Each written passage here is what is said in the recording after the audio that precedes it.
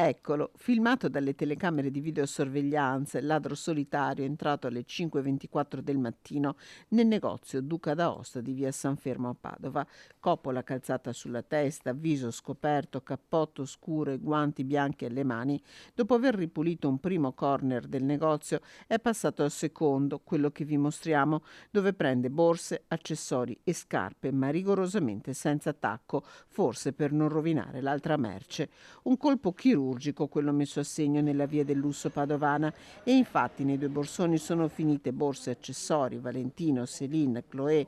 Un furto iniziato verso le 5:23.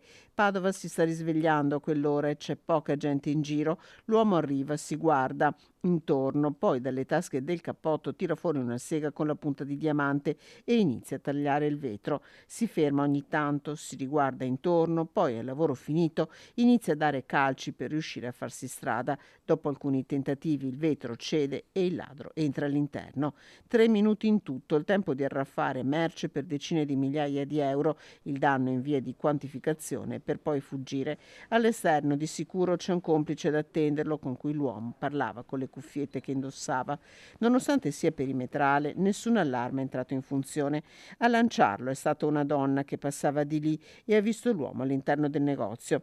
Le indagini sono condotte dai carabinieri di Padova che, dopo il primo sopralluogo, stanno passando al setaccio tutte le telecamere di videosorveglianza della zona.